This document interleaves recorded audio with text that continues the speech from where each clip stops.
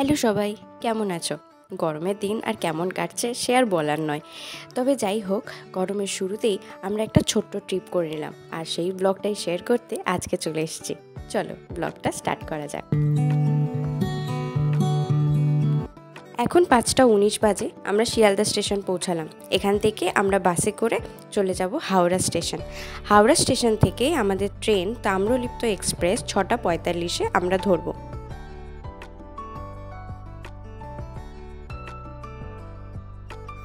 হাওড়া যখন পৌঁছেছি তখনও কিন্তু হাওড়া স্টেশনটা অত সকালবেলাতেও গমগম করছিল। তারপর আমরা পৌঁছে গেলাম আমাদের প্ল্যাটফর্মে।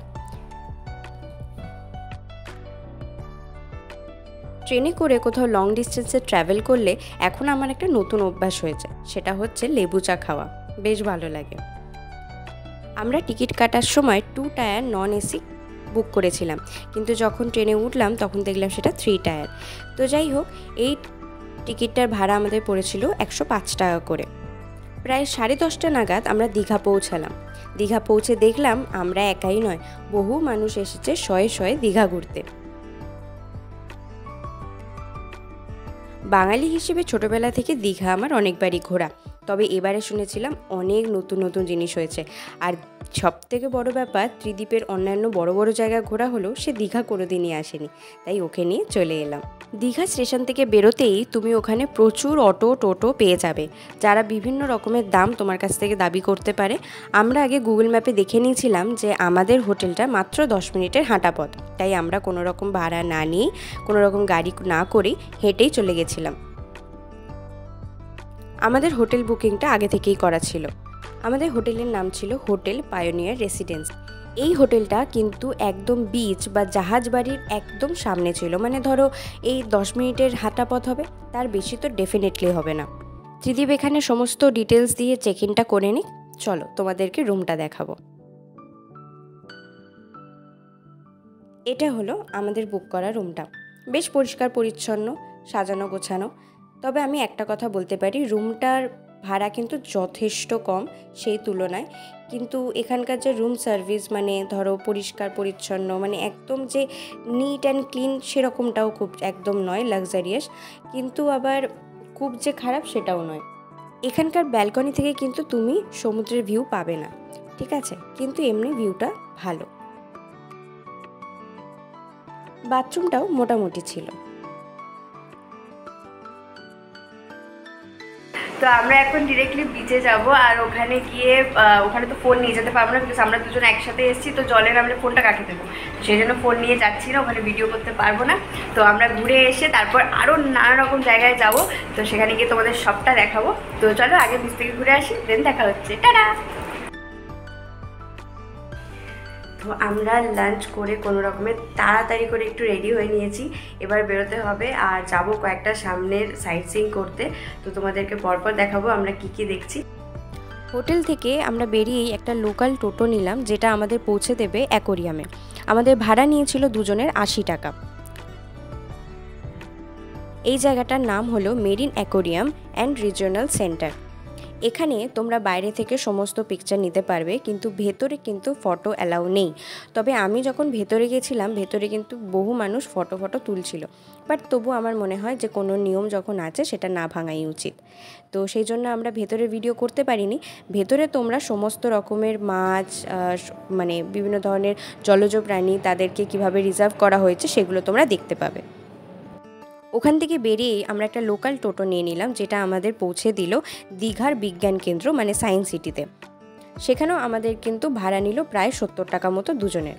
কলকাতার সায়েন্স সিটির মতো এখানে কিন্তু প্রত্যেকটা টিকিটের আলাদা আলাদা করে দাম রয়েছে, তো সেইটা এই লিস্টে দেওয়া রয়েছে, তোমরা ভালো করে দেখে নিতে পারো। হবে হবে হবে হবে হবে হবে হবে হবে হবে হবে হবে হবে হবে আরো আরো আরো আরো আরো আরো আরো আরো আরো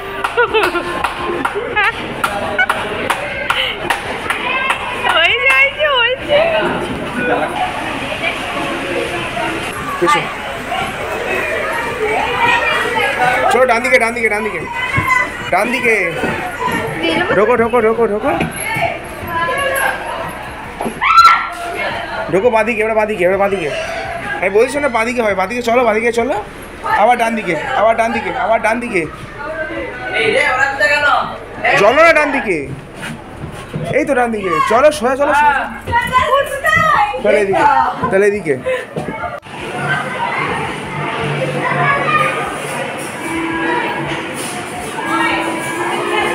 পাস করাতে হবে।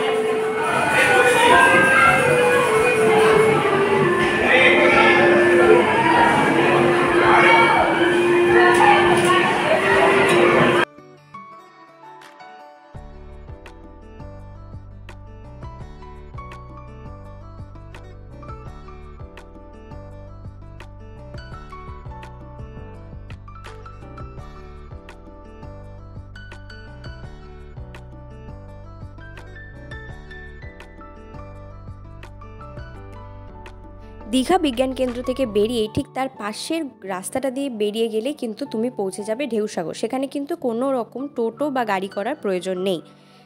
ঢেউসাগরে ঢুকতে গেলেও তোমায় টিকিট কাটতে হবে। টিকিটের মূল্য কিন্তু 15 টাকা করে পার পারসন।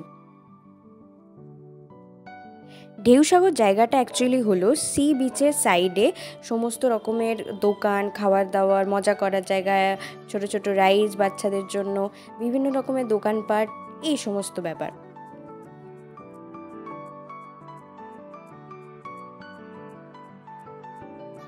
এখানে আমরা ভুল করে ভেলপুরি অর্ডার করেছিলাম আর কাকু বানিয়ে দিয়েছিল ঝালমুড়ি।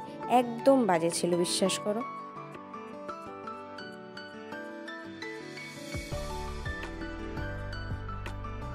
তো এই জাস্ট রুমে এলাম, তোমাদের যা যা আজকে দেখালাম সেই জিনিসগুলো আজকে খুব সুন্দর করে ঘুরেছি, অনেক এনজয় করেছি। আশা করি এই ভিডিওটা দেখে তোমাদেরও খুব ভালো লাগবে।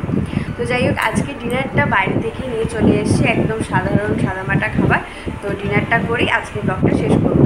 আর হ্যাঁ, যারা যারা এখনও আমার চ্যানেলকে সাবস্ক্রাইব করনি, please subscribe to my channel. আর দেখা হচ্ছে নেক্সট ব্লগে। টাটা।